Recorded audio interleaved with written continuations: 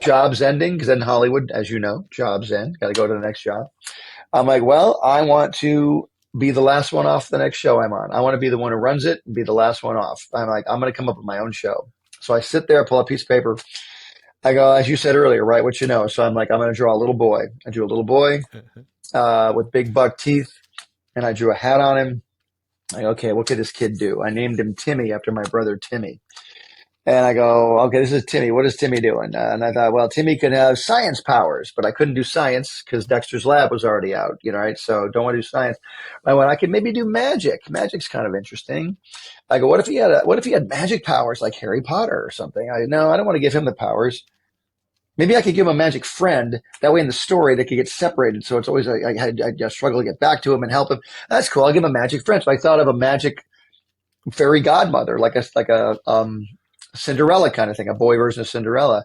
So I drew Wanda for the very first time. I named her Venus. Her name was Venus. I'm like, well, Venus is cool, but I'd never seen a fairy godfather before. So I drew this guy with green hair. I drew this guy right here. I drew this dude with green hair. Cool. I know. I drew him, and I'm like, what am I going to call this guy?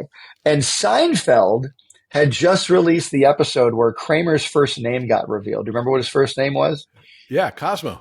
Cosmo Kramer. And I went, Cosmo's a killer name. I went, I'm just going to call him Cosmo. So I named him Cosmo, and I changed Wanda's name to Wanda, like Magic Wanda, like a one. So I got Cosmo, Wanda, and Timmy.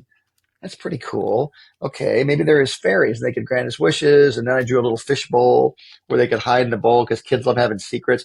I came up with this idea. I'm not even kidding. In about 15 minutes.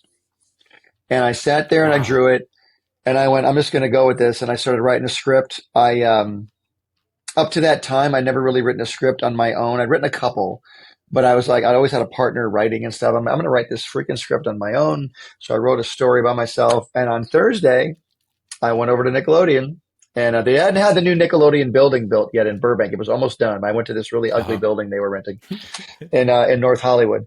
And so I went over there.